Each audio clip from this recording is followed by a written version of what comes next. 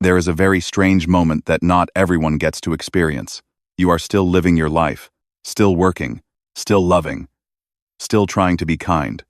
But then one day, you suddenly realize that you no longer quite fit with things that once felt familiar. Lively conversations start to feel noisy.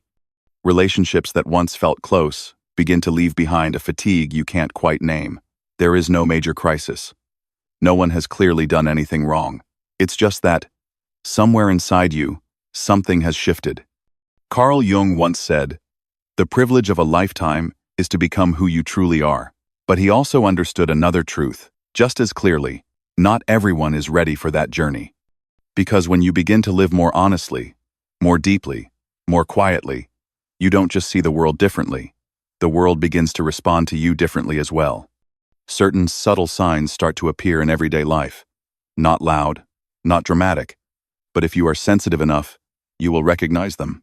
You are stepping into a level of inner development that most people have not yet reached.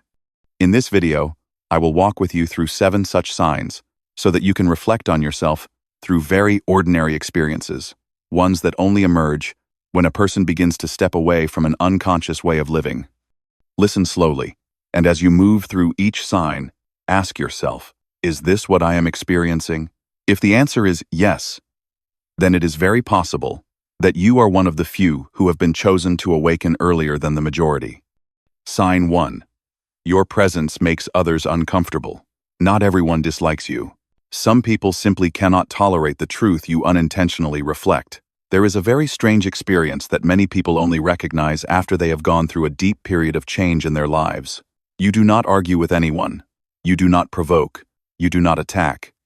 You do not compete to win debates. You may even speak less than before. Yet somehow, the atmosphere around you begins to change. People who once felt close become more cautious around you. Some speak to you with a light, subtle sarcasm. Others grow quiet, keep their distance, or quietly remove you from conversations, familiar groups, and invitations that once felt completely natural. And what confuses you the most is this: you cannot identify exactly where you went wrong. You question yourself constantly. Did I change too quickly? Did I become difficult to approach? Did I unintentionally hurt someone? Am I no longer fun, like before? You replay every sentence you said, every action you took, every silence you allowed, trying to find a reasonable explanation for the growing distance. But the more you think, the less clear the answer becomes. What remains is a vague feeling. You are no longer as welcome as you once were, even though you never meant to do anything wrong. This feeling is very specific. It is not the sadness of being openly rejected. It feels more like being quietly removed from a room you once belonged to. Without anyone telling you why, you begin to withdraw. You speak less, you observe more, and sometimes, in very quiet moments, you find yourself asking, have I become too different? Carl Jung once stated very directly, people will do anything, no matter how absurd, to avoid facing their own souls. When someone is not ready to confront the deeper parts of themselves, anything that unintentionally touches that place can feel threatening, and sometimes you do not need to do anything at all. Simply living more honestly, more clearly, with less pretense, is enough to trigger a defensive reaction in others. Jung described this phenomenon as the resistance of the shadow. Put more simply, every person carries parts of themselves that have not been fully acknowledged. Insecurity, envy, inferiority, suppressed anger, unfinished dreams, choices they never dared to complete. When you were still complaining together, gossiping together, playing the role of the victim together, those parts in them were allowed to remain dormant. But when you begin to step out of that old loop, when you no longer participate in negative conversations, no longer feel the need to prove yourself, no longer seek validation by diminishing others, your presence becomes a mirror. And not everyone is willing to look at their darkness in a mirror. What is important to understand here is this: they are not reacting to you as a specific individual. They are reacting to the feeling you awaken in them, the feeling that another way of living exists, the feeling that there are things they have been avoiding, the feeling that they may have stayed too long in a version of themselves that no longer fits. Those feelings are deeply uncomfortable, and the easiest way to escape them is not self-reflection, but pushing you away. In everyday life, this happens very quietly. You may notice it in comments that seem harmless on the surface. You've become kind of cold lately. You're not as cheerful as you used to be. Why are you suddenly so serious? These sound like observations, but beneath them lies a different message. You are no longer playing the role they are familiar with. You are no longer responding in ways that make them feel safe. A very common example is when you stop gossiping. In the past, you may have joined in conversations filled with complaints, frustrations, and talking about others. Not because you were a bad person, but because that was a common way to connect. Then one day, you realize you no longer want to do that. Not because you think you are better, but because you are tired. Those conversations no longer leave you feeling lighter. They no longer feel like real connection. So you choose silence, or you change the subject, or you simply do not add your voice. And very quickly, you are labeled. You've changed. You're colder. You're not fun anymore. When in reality, you are simply being more honest with yourself. But for those who still rely on negativity as a form of bonding, that change feels like a quiet rejection. They feel left behind. And instead of naming that feeling, they respond by creating distance. Some people go even further. They become sarcastic. They accuse you of putting on an act. They say you've been reading strange things and getting ideas. They smile lightly when you remain silent, as if your calmness were a form of judgment. But in truth, this is the reaction of an unconscious part that has been stirred. Jung described this mechanism clearly when he wrote, "Everything that irritates us about others can lead us to an understanding of ourselves." The discomfort others feel around you does not always say something about you. Very often, it reveals what they have not yet dared to face within themselves. This explains why you can feel lonely even while surrounded by familiar relationships. You are not abandoned loudly. You are left behind in silence. And this loneliness is unique. It does not come from the absence of people, but from no longer being seen in the same way. You are present, yet somehow no longer in the right place. You may have asked yourself, should I go back to how I was before? Should I smile more? Talk more? Be more agreeable? Should I rejoin those conversations just to avoid feeling distant? These thoughts are natural. Humans are wired to fear exclusion. But this is also a crucial moment to pause and listen inward. Have you noticed that every time you try to step back into your old role, you feel more exhausted? That every time you pretend not to see what you have already seen, your body feels heavier? That acceptance gained by betraying your own feelings always comes with a quiet cost? The real question is not, how can I make them more comfortable with me? But rather, am I comfortable shrinking myself to be accepted? Has anyone ever drifted away from you simply because you no longer participated in negativity the way you used to? If the answer is yes, then you may be standing at a very important threshold. You have touched the first sign of those who develop deeper awareness ahead of their time. The solution here is not confrontation. You do not need to offer long explanations for your change. You do not need to prove that you are better or more right. In fact, the more you explain, the more you place yourself in a defensive position, and defensiveness is a very subtle form of self-diminishment. Instead, remain calm. Allow others to have their reactions without rushing to correct them. Allow silence to exist, without filling it with justification. Allow new distances to form without immediately labeling them as something negative. Jung emphasized that the process of becoming oneself always involves loss. There is no coming to consciousness without pain.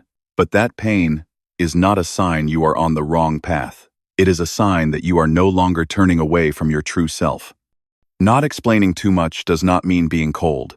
Not lowering yourself to be accepted does not mean being arrogant. Maintaining calm does not mean being indifferent. It simply means setting mature boundaries without conflict, without persuasion, without asking for permission.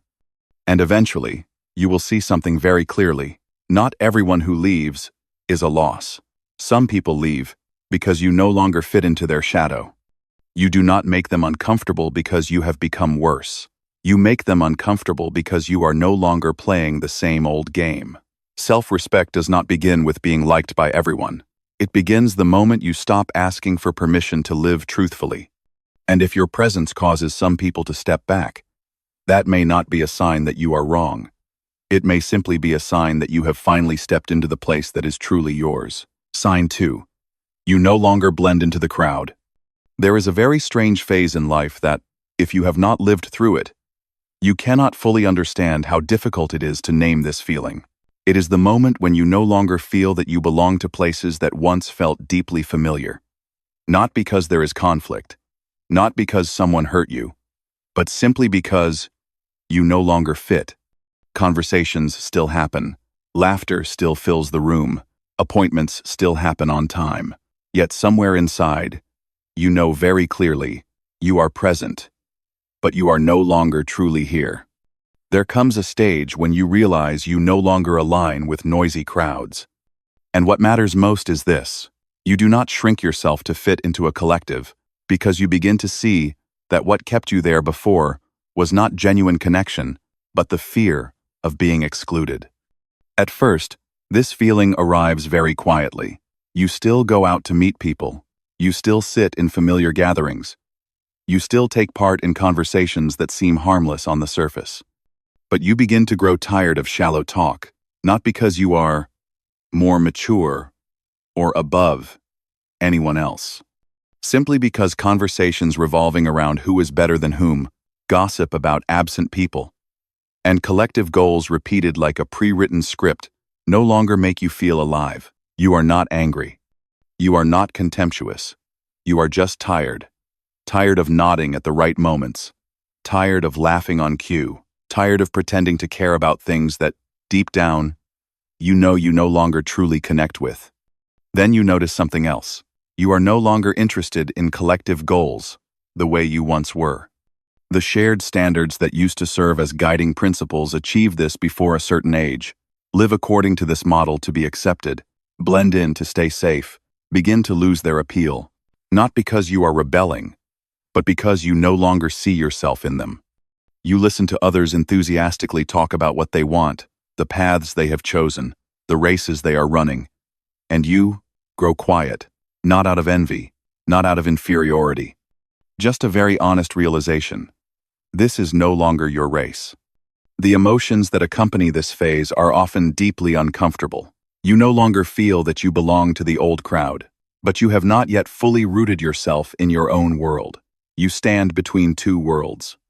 One side is the familiar, the safe, what once helped you survive. The other side has no clear shape or name yet, but it calls to you strongly, from within. This floating sensation terrifies many people. There are days when you ask yourself, am I becoming distant? Am I overthinking everything? Am I being selfish? Am I being selfish?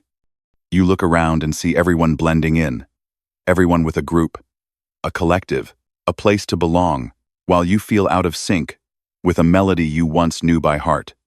From Carl Jung's perspective, this is not a breakdown. It is a stage. Jung described it as the moment a person begins to separate from what he called the collective ego. He wrote, "The individual is obliged by the collective demands to buy his individuality at the cost of alienation. When you live too long by shared expectations, by images approved by the collective, the soul eventually demands its own voice back. And to do that, you must leave consensus behind. Not through rebellion, but through the simple realization that you no longer belong there." This point is crucial. You do not leave because you hate the crowd. You leave because staying would require you to keep acting, and that role has begun to drain you. The soul cannot endure living too long in a costume that does not fit. It creates discomfort, restlessness, emptiness, forcing you to stop and ask, what am I living for, and for whom? Many of the chosen pass through this phase in silence. Outwardly, they still do everything by the book. Their job looks fine. Their relationships appear stable. Their personal image shows no obvious cracks.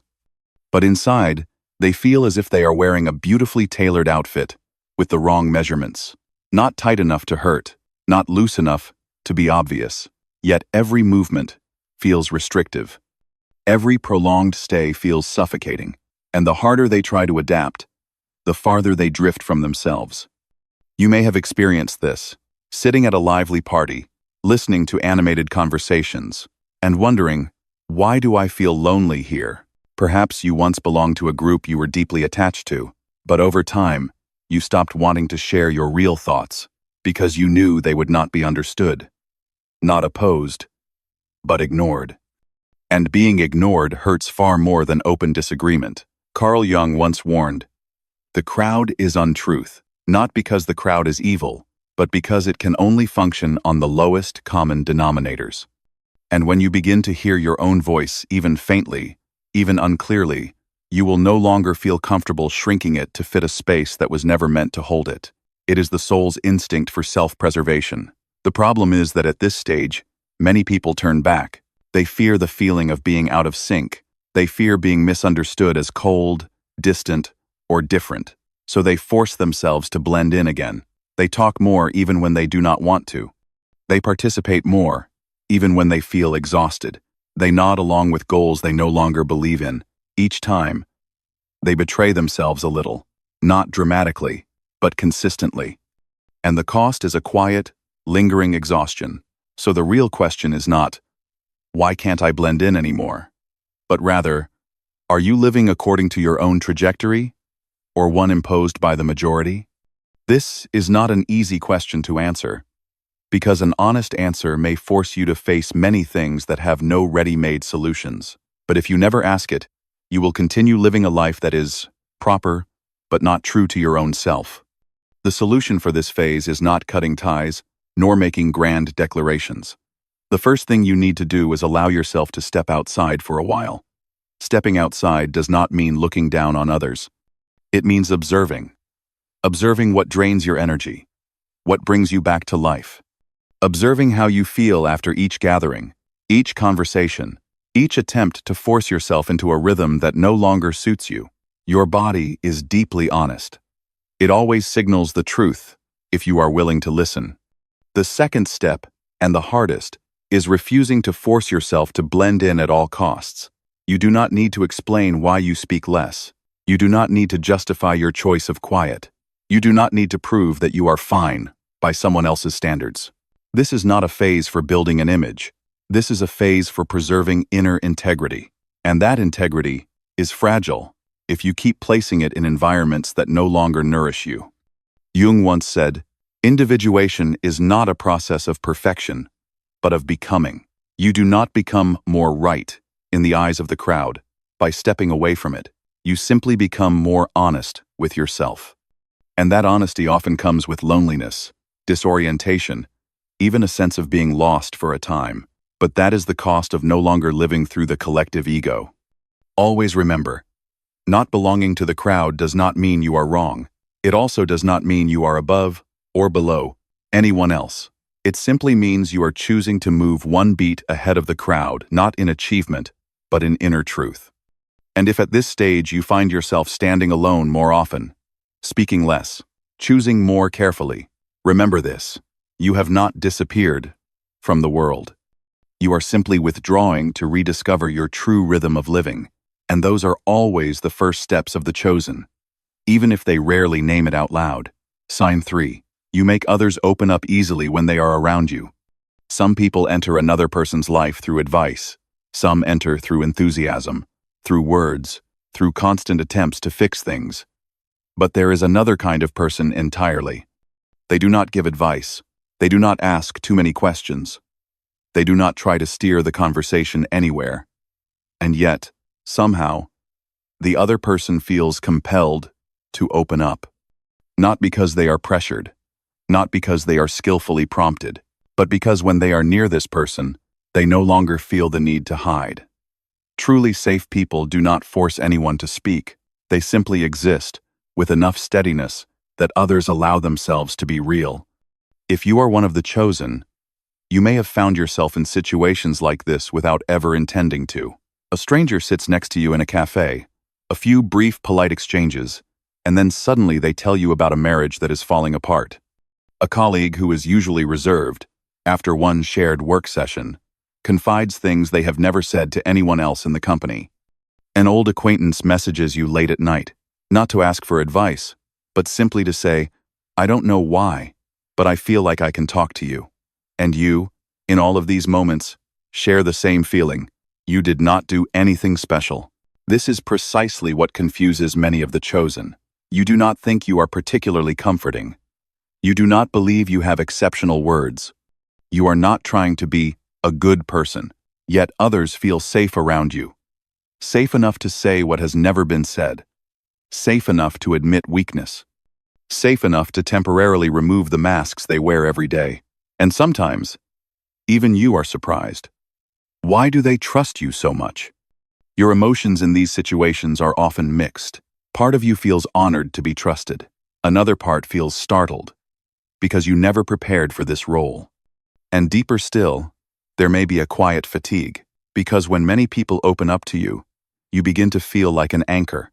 Even though you never signed up to be one, you do not want to disappoint them, but you also do not want to carry what does not belong to you. Carl Jung once wrote a very important line about inner presence. Who looks outside, dreams. Who looks inside, awakes. When someone has become accustomed to looking inward, has learned to sit with themselves and with imperfect emotions, their presence takes on a very different quality. Jung referred to this as the activation of the self archetype. Not the self as an abstract concept, but as a state in which a person lives from their inner center rather than from a social role. When you live from that center, you no longer react hastily. You do not need to prove that you understand. You are not frightened by other people's emotions. And this is exactly what creates a rare kind of space. A space where the other person is not judged, not fixed, not pushed to be okay. In a world where everyone rushes to give advice, your grounded silence becomes a form of invisible support. What is interesting is that the self-archetype does not do anything. It does not intervene. It does not try to change others. It simply is. And yet that presence has the ability to regulate the environment around it. Jung described this subtly when he spoke about the influence of a psychologically integrated person. The self is not only the center, but also the circumference which embraces both conscious and unconscious. When you are no longer in fierce conflict with yourself, those around you are temporarily released from their own inner battles. That is why moments like these occur so often. You simply sit there, listening, not fixing, not offering solutions. The other person talks. At first, their words are scattered, then their voice softens, then they may begin to cry. And afterward, they exhale more lightly, as if setting down a burden they have carried for too long. You did nothing. Yet, they changed. Not because you healed them, but because you did not force them to keep defending themselves. A very ordinary example. A friend comes to you and talks about being stuck at work, about feeling useless. With someone else, they might hear things like, "Hang in there, everyone goes through this," or just, "Think positive." But with you, they simply speak. You listen. You do not interrupt. You do not deny their experience. You do not compare. And at some moment, their tears fall not from despair, but from relief. When they leave, they say, "I don't know why, but I feel better after talking to you." You still do not know what you did, but the truth is, you gave them something rare, a space that was not invaded. If you are listening to this now, you may have heard someone say to you a familiar sentence more than once. "When I'm around you, I feel like I can be myself." And perhaps you brushed it off as polite conversation. But if this sentence repeats itself, coming from very different people, then it is no longer a coincidence. It is a sign. However, this sign also carries a serious trap. When you make others feel safe enough to open up, it is easy to be pulled into the role of the healer. You begin to listen too much. You begin to hold too many secrets. You begin to carry stories and pain that are not yours. And if you are not careful, you will lose the boundary between presence and sacrifice. This is when you must remember something essential. The ability to make others feel safe does not equal the responsibility to save them. Jung warned against identifying oneself with the role of rescuer because it easily becomes a form of reverse projection. You are not here to carry emotional karma for others. You do not need to become a permanent refuge for people who are not ready to face themselves. The practical solution for the chosen at this sign is not closing your heart, but learning to maintain boundaries. You can listen without staying too long inside their story. You can empathize without carrying those emotions home. You can be present without always being available. And most importantly, you must clearly distinguish what belongs to you and what belongs to them. Sometimes, the kindest thing you can do is not to keep listening, but to stop at the right moment. Not because you are uncaring, but because you respect both yourself and the other person. When you hold boundaries, your presence does not become depleted, and only when it is not depleted can that presence continue to be a gift. Perhaps the most important thing to remember is not what special ability you have, but that you do not need to become someone else to maintain these connections. If others open up easily around you, it is not because you speak better than anyone else, nor because you are superior. It is because you have gone deep enough within yourself to no longer fear when others touch their own darkness. When people open up to you, it is not an invitation for you to carry their story, nor a responsibility to stay longer than you can endure. It is simply a sign that you are living honestly enough that no one feels the need to wear a mask around you. And if there are times when you feel tired because too many people come to you, allow yourself to step back. Your presence has value, precisely because it is not exhausted. You do not need to save anyone to prove that you are a good person. Simply continue living in alignment with your own rhythm. Those who truly need you will know how to come, and they will also know how to leave when the time is right. And now, let me ask you something very quietly. How many times have people opened up to you, left the conversation feeling lighter, while you felt you had not tried to do anything at all? If that feeling sounds familiar, then perhaps you are not just a good listener. Perhaps you are living at a level of awareness that very few people ever reach. And that is often a sign that you belong to a rare group of the chosen, those who evolve spiritually faster than the majority, not because they are more special, but because they are honest enough to live from the inside out. Sign 4. You notice nature and living beings responding to your energy. There is a level of maturity at which you come to understand this. The relationship between human beings and nature is no longer about seeking, but about harmonious response. And only those who stop resisting life begin to receive that response. Not loudly, not in a mystified way. Just a very clear feeling that when you stop trying to control life, life begins to answer you in the gentlest ways. A soft breeze at the exact moment you sit down and sigh. A bird landing closer to you than usual. A rainy afternoon that does not make you sad, but instead feels like your inner world has been washed clean. You do not try to explain it. You simply know that something is in resonance. For the chosen, this is not a rare experience or a fleeting spiritual moment. It appears, naturally, repeatedly, and becomes increasingly subtle over time.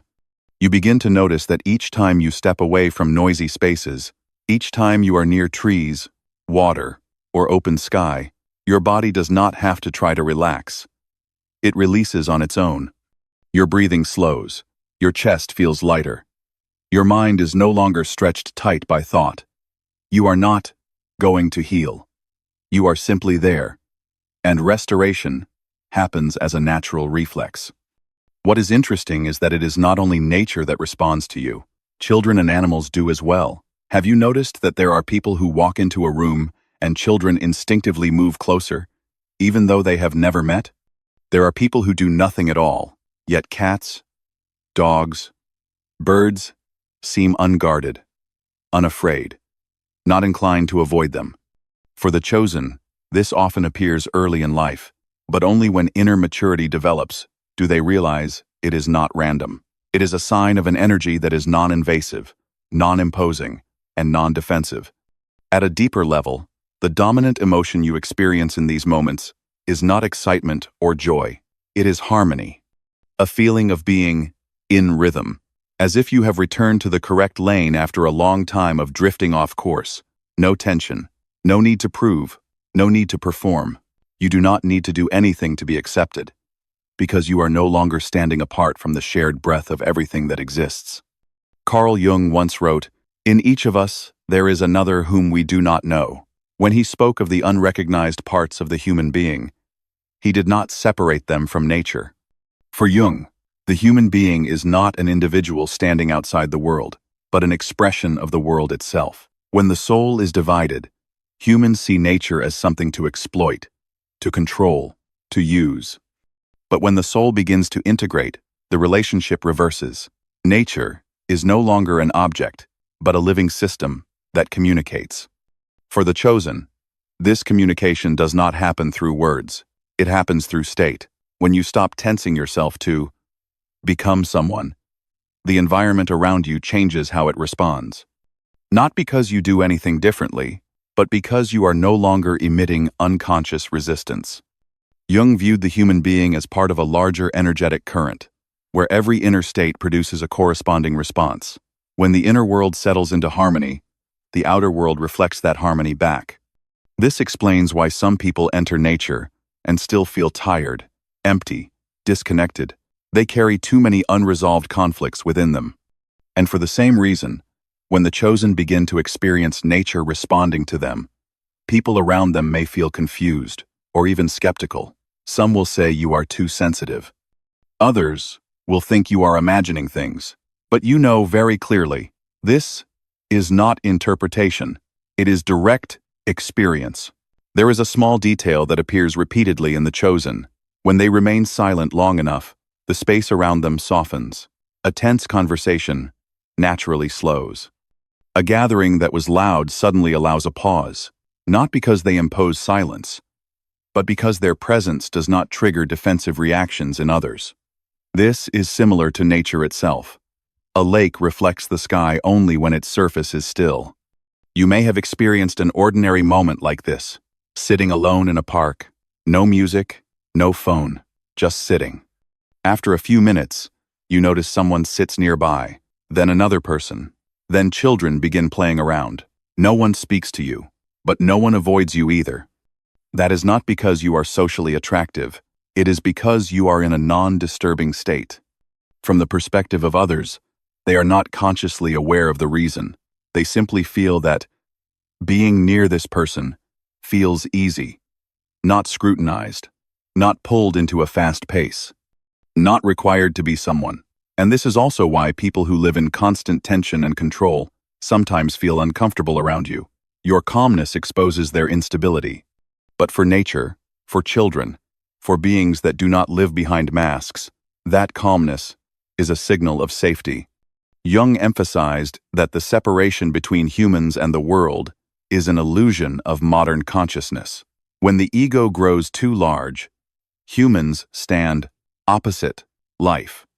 When the ego softens, humans return to the current of life itself. In that state, there is no need to force connection. Connection happens on its own. For the chosen, this comes with a very clear shift in how they live. You can no longer tolerate energy-draining environments for long. Meaningless noise, conversations centered on comparison, judgment, and complaint exhaust you more quickly than before. Not because you are weaker, but because your nervous system has become more sensitive to misalignment. You begin to choose a slower way of living, not as a trend, but as an inner survival need. You realize that simply removing one unnecessary meeting, skipping one forced gathering, leaving more space for silence, allows your body to recover much faster. You do not need to explain this to anyone. You simply learn to respect your rhythm. And when you do, nature both literally and metaphorically responds. So, let me ask you gently, have you ever had a moment when you felt that nature was listening to you? Not listening with ears, but with presence. A moment when you were not asking or expecting anything, yet still felt held. If you have experienced this, then you may be entering a stage the chosen often pass through, the stage of returning to your original rhythm. The solution here is not to bond with nature in a formal or forced way. You do not need to push yourself to go into forests, climb mountains, or practice extreme meditation. What matters far more is reducing intrusion into yourself. Less emotional control, less pressure to react immediately, less time spent in environments that require you to tense yourself just to exist. That alone is enough for harmony to emerge naturally. And finally, There is one very important realization the chosen gradually come to understand. You do not need to dominate life in order to feel safe within it. You do not need to possess, explain, or define everything. You only need to return to your own rhythm. When you do, you no longer stand apart from the world. You are within it. And at that point, life is no longer something to conquer. It becomes a two-way relationship, quiet, but profoundly real. If you have come this far, we sincerely thank you for truly slowing down to listen, not just with your ears, but with your inner sensing. If what you just heard made you feel lighter, clearer, or simply reminded you of a very familiar part of yourself, consider sharing this video not to spread content, but to spread a state of being. A like or a share at this moment is also a way to allow your emotions to reset, to return to a more natural rhythm. And now, we will move together into sign number 5, where things begin to dive deeper into intuition, symbols, and how life is truly speaking to you. Sign 5. You begin to see life speaking to you through symbols. There are coincidences that happen too repeatedly to be called random. When the same message appears again and again through different forms, the issue is no longer coincidence, but whether you are actually listening. This is often a very particular moment in the life of the chosen, when you begin to realize that life no longer operates as a series of disconnected events, but feels as though it is whispering to you in a more subtle language. You are not deliberately looking for signs. You are not sitting there counting numbers, decoding symbols, or trying to assign mystical meaning to everything. Yet, in a very natural way, these things keep appearing. A recurring dream over several consecutive nights, carrying the same feeling even if the details change. A number that shows up at the exact moment you are hesitating. On a receipt, a license plate, a phone clock, a book you pick up by chance, opening to a page that articulates something you have not yet been able to name. And the strangest part is this: you do not feel afraid. You simply feel guided. At this stage, the emotion you experience is neither excitement nor confusion. It is something much harder to describe, as if an invisible hand gently rests on your shoulder, not pulling you anywhere, only reminding you that you are not off course. You still have freedom of choice, yet inside there is a quiet sense of reassurance. You do not need to see the entire path. You only need to know that you are moving in the right rhythm. Carl Jung called this phenomenon synchronicity, not random coincidence, but the meeting point between the inner world and the outer world through meaning. He wrote, "Synchronicity is an ever-present reality for those who have eyes to see." For Jung, signs do not appear to impress or to prove anything supernatural. They appear when your inner life has matured enough to tune in to the same frequency as reality.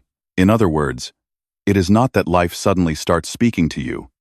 It is that you have finally become quiet enough to hear it. An important point needs to be made very clearly here. The chosen do not fall into superstition. You do not allow symbols to control you. You do not panic if one day no signs appear. On the contrary, you observe them with calm awareness. You understand that these symbols do not make decisions for you.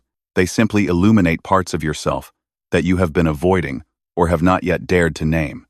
When a message repeats itself, you do not ask, "Is this real?" Instead, you ask, "What within me needs to be looked at honestly?" It may be a crossroads you have been postponing, a relationship you know has reached a point of change, yet you are still holding on. A deeply authentic desire you buried because it did not fit the image you currently live by. And then, life begins to remind you not by shouting, but through very small, very ordinary fragments. A sentence spoken by a stranger, a film scene you happen to watch at the right moment, a dream that wakes you with a slower heartbeat rather than panic. From the outside, others may say, "You're overthinking it," but you know very clearly that this is not interpretation. It is resonance. Jung emphasized that meaning does not reside in the event itself, but in the relationship between the event and the psychological state of the one experiencing it. A number is just a number to one person, yet becomes a perfectly timed reminder to another, because they are standing at a threshold of transformation they themselves have not yet dared to name. In very ordinary life, This can unfold so simply that you almost miss it. You are hesitating about whether to leave a job that is safe, but no longer alive. On your way somewhere, you hear a random radio segment talking about how staying too long in a place that once fit can also be a form of self-betrayal. No one tells you to quit your job. But that sentence cuts deeply because it touches exactly what you have been avoiding. You do not decide immediately, but from that moment on, you can no longer pretend you never heard it. This is where I want to ask you very gently, how many times have you felt that life was reminding you of something, only for you to brush it aside out of fear that you were imagining it? How many times have you told yourself, it's probably just a coincidence, while inside, there was a very clear part of you knocking? If you are listening now and feel your heartbeat slow by a fraction, it may not be because this content is compelling, but because it is touching a chain of experiences you have had, yet never connected, into a single thread. The solution at this stage is not to search for more signs, nor to try to decode everything. The chosen learn to observe without clinging, to listen without surrendering agency. You may acknowledge what repeats itself, but instead of asking, "What is this predicting?" you turn inward and ask, "What is this reflecting in me?" This question keeps you in a mature position, does not hand power to the outside, and does not turn intuition into obsession. Jung once wrote, "Until you make the unconscious conscious, it will direct your life, and you will call it fate." At this sign, you are standing precisely at that threshold. Either you begin to consciously recognize the messages rising from within, or you continue to let them guide you vaguely and call it destiny. The chosen no longer choose the second path. You do not resist the current, but you also do not let it carry you unconsciously. And when you live this way long enough, intuition stops being something mysterious. It becomes a very practical, everyday skill. You know when to pause, when to move forward, when to remain silent. Not because you see the future, but because you are accustomed to listening to the deeper layer of yourself. The symbols, then, no longer crowd in. They appear at the right moment and recede, like road signs never forcing you to turn, only reminding you that you are approaching an important bend. In closing, if you are experiencing this sign, rest assured of one thing. You are not getting lost in a spiritual maze. You are simply relearning a very ancient language, the language of meaning. Intuition is not magic, nor is it the privilege of someone more special than others. It is simply the language of a soul that has been listened to long enough, honestly enough, patiently enough, that it is no longer drowned out by the noise of the crowd. And when you can hear it, life does not necessarily become easier, but it becomes clearer. And for the chosen, that clarity itself is a profound form of freedom. Sign 6. Suffering can no longer destroy you. Carl Jung once wrote, "No tree, it is said, can grow to heaven unless its roots reach down to hell." There is a truth that is very difficult to accept, yet impossible to avoid, on the path of inner maturity. If you have never hit rock bottom, you have never truly known who you are. Jung did not speak of suffering as an accident to be avoided, but as a necessary condition for transformation. Not to make you stronger in the sense of hardening yourself, but to allow an old part of you to die, making space for a deeper, truer self that can no longer survive inside its former shell. And then, at a certain point in the life of the chosen, you realize something very strange. Suffering still comes, but it no longer has the power to destroy you. It no longer knocks you down the way it once did. It no longer sends you into panic, pleading, clinging, or asking, "Why me?" Suffering still hurts sometimes even more deeply than before, but it does not kill you. It only collapses the version of you that your true self could no longer live as for even one more day. Looking back, you will see that this sign never arrives gently. It is usually preceded by profound losses. A relationship you once believed would last a lifetime. A job, intertwined with your identity. A self-image you relied on to survive for many years. Everything falls apart without order, without a kind explanation. And in that moment, you do not only lose people, work, or status, you lose the old story you told yourself about who you were. The initial emotion is often shock, not dramatic pain, but a cold emptiness. You wake up no longer knowing what you are living for. The things that once held you upright suddenly feel meaningless. You may cry, but the tears no longer bring release. You may fall silent for weeks, even months, not because you want to avoid anything, but because there is nothing left to say. The ego, the part that always knew who you were, where you stood, and what you needed to do to be recognized, begins to crack. This is where many people collapse, but for the chosen, even though they do not know they are chosen, something very different happens. Fear gradually disappears. Not because you are stronger, but because you have already lost too much to be afraid of losing more. When you have lost what you once believed was everything, you begin to live on a different level. You panic less. You try less to prove yourself. You cling less. Not because you are numb, but because you understand very clearly that nothing external is solid enough to lean on for an entire lifetime. Carl Jung called this phase the dark night of the soul, not an ordinary depression, but a profound restructuring of the psyche. He wrote, "There is no coming to consciousness without pain. This darkness is not meant to punish you. It exists to force you out of identification with the old ego. When you are no longer your role, the capable one, the strong one, the self-sacrificing one, the successful one, the only question left is, who am I when there is nothing left to hold on to?" What is remarkable is this. You do not overcome this phase in the usual sense. You do not conquer it. You pass through it. There are days when you do nothing at all, simply breathing, simply existing. There are days when you feel useless, empty, without motivation or ambition, yet somewhere very deep within, another part of you is growing, one that does not need applause, does not need recognition, does not need to return to who you were. And then, very quietly, you realize you are no longer the same, not a surface-level change, but a subtle internal shift. You no longer react violently to things that once shattered you. You watch people leave without desperately holding on. You look at failure without treating it as a sentence. You still feel sadness, still feel loss, but you no longer self-destruct. As if suffering has taught you one very clear truth. Everything can be taken away, but you cannot be. In ordinary life, this sign shows itself most clearly after crisis. You may encounter situations similar to those in the past: rejection, abandonment, misunderstanding. But your response is different.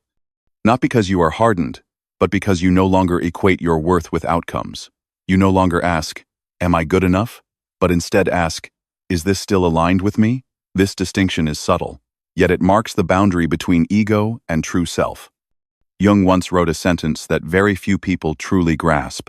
The acceptance of oneself is the essence of the whole moral problem and the epitome of a whole outlook on life. Acceptance here does not mean being satisfied with everything you do.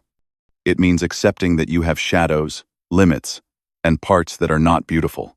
And when you no longer need to hide those parts, suffering loses its power over you. It can no longer use guilt, failure, or shame to control you. There is a very ordinary example of this. Someone loses everything after a divorce. Family breaks apart, career stalls, relationships fall away.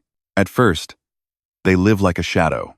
But years later, what surprises others is not that they have succeeded again, but that they are calm. Calm when speaking of the past. Calm in the face of things that once broke them.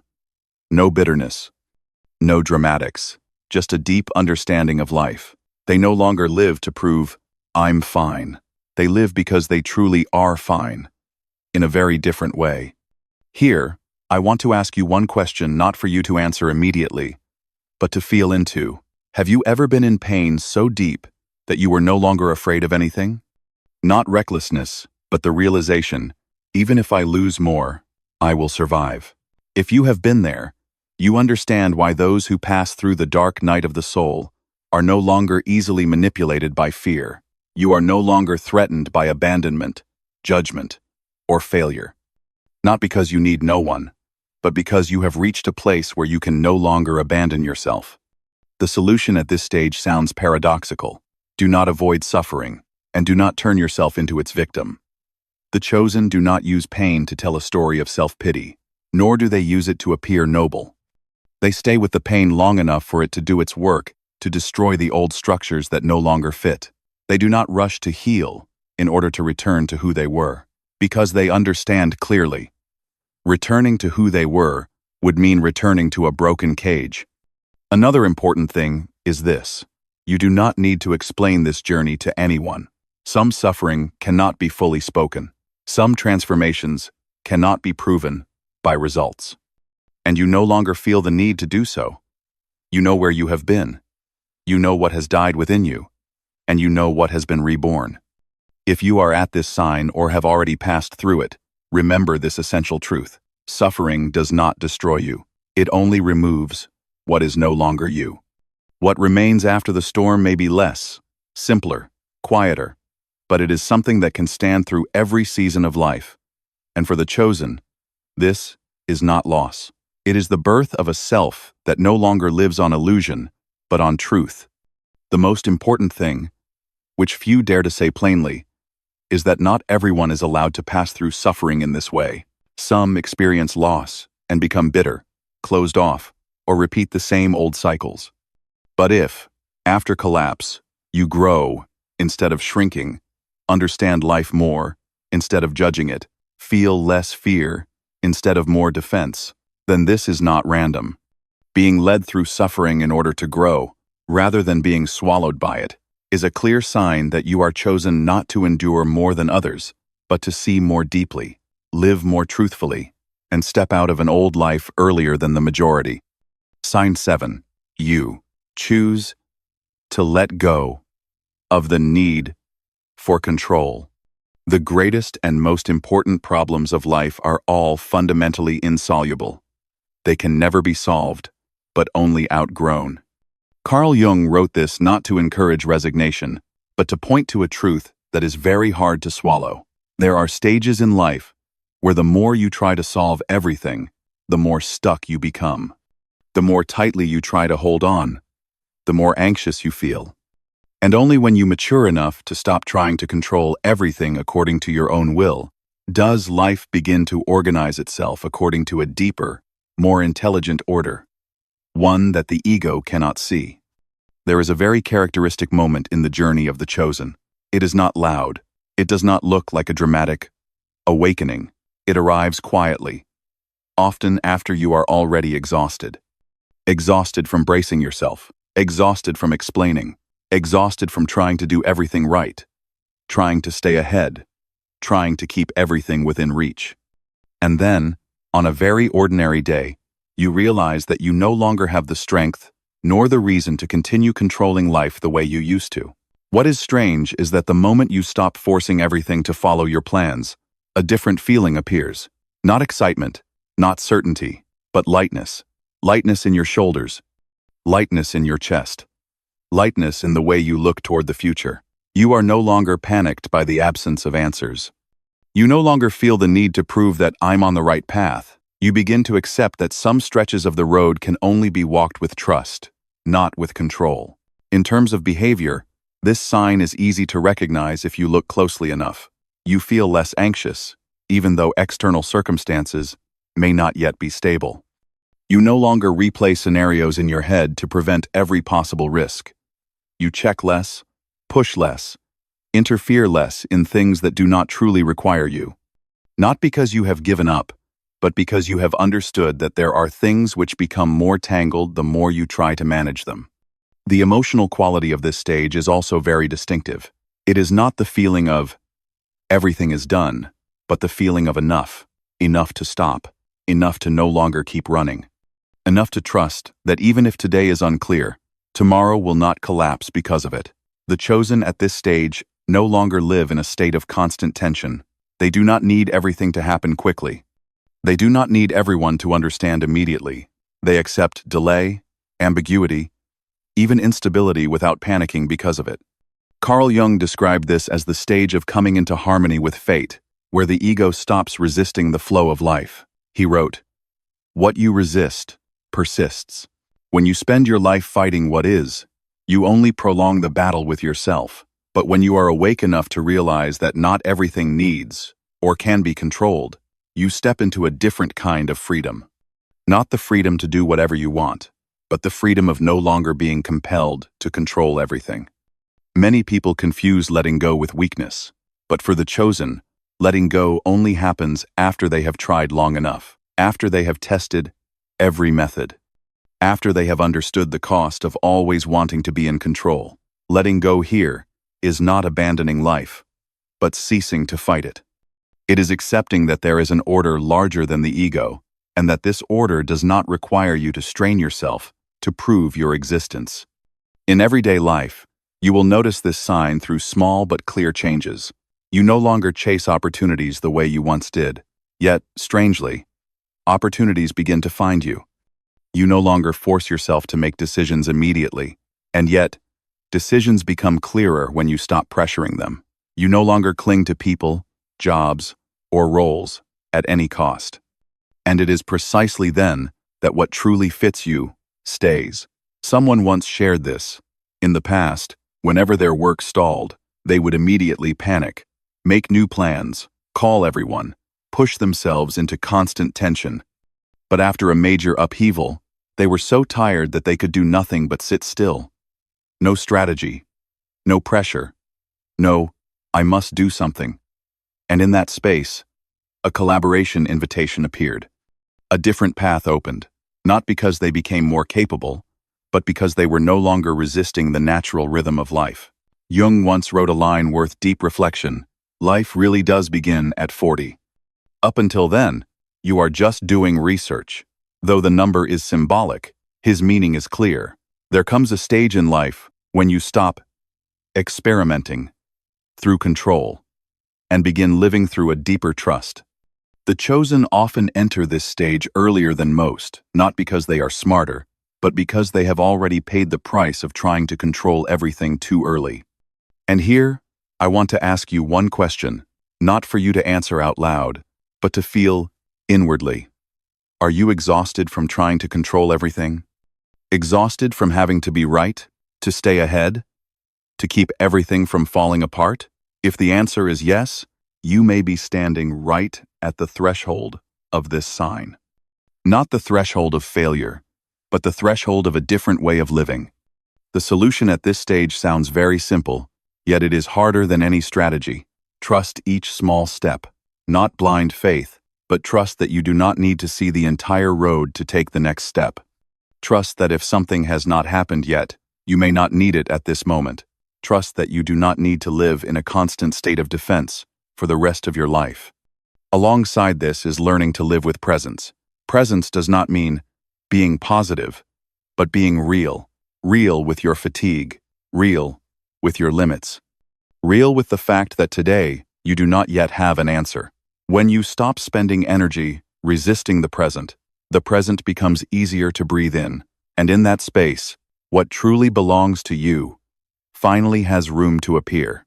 Carl Jung emphasized that psychological maturity does not lie in controlling the unconscious, but in dialoguing with it. When you stop forcing life to obey your rational mind, you begin to hear subtler signals, intuition, rhythm, timing.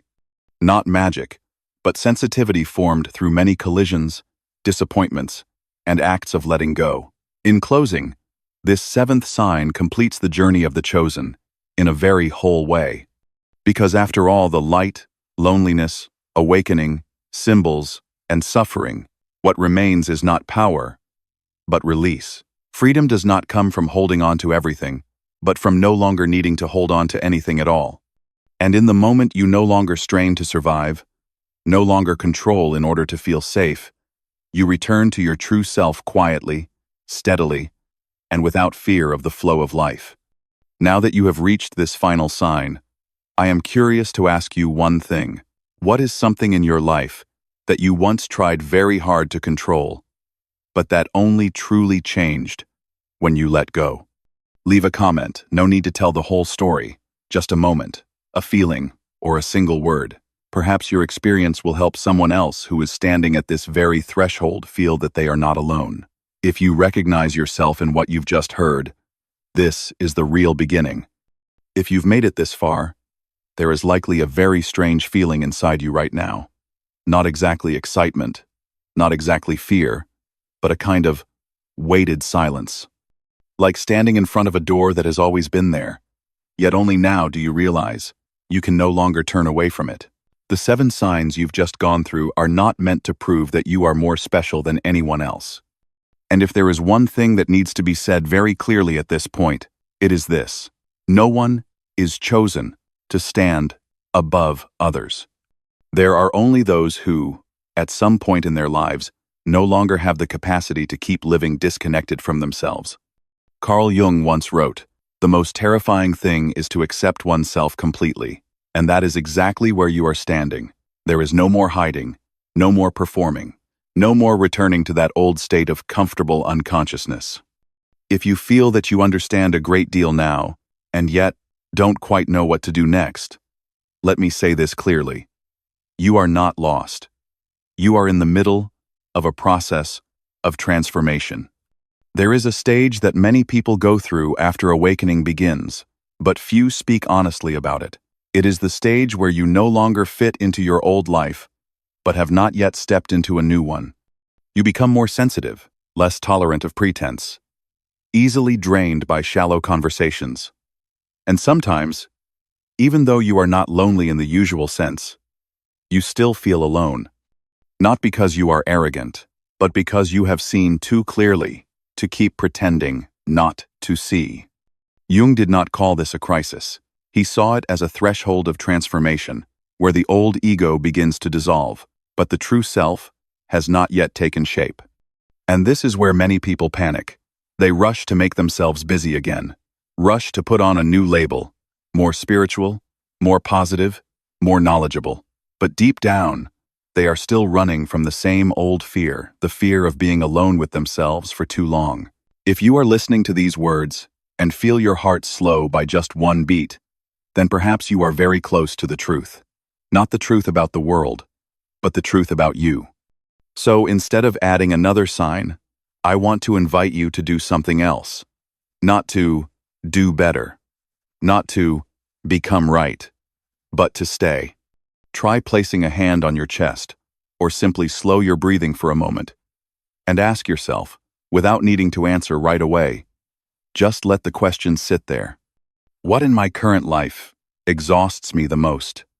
Not because it is difficult, but because it no longer feels true to who I am.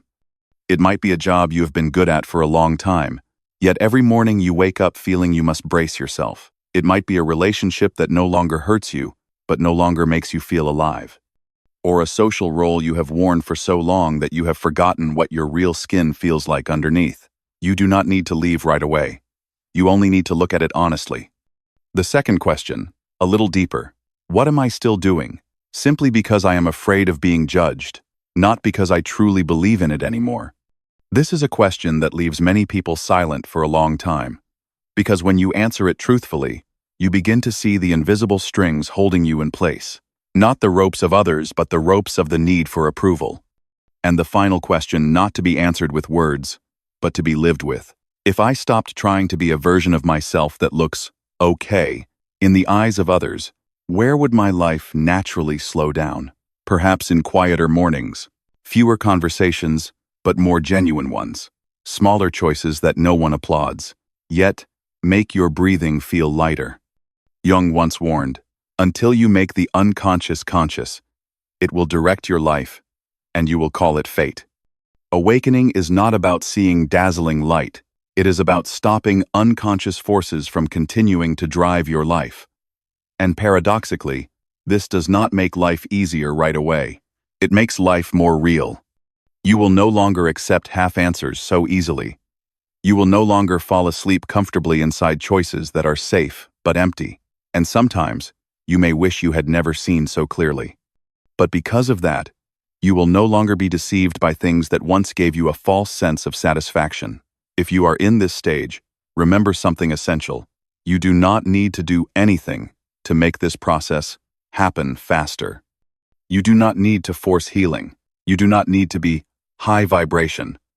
You do not need to turn yourself into someone inspirational. The only thing you need to do is not betray your inner experience. When you are tired, allow yourself to be tired. When you need quiet, do not explain.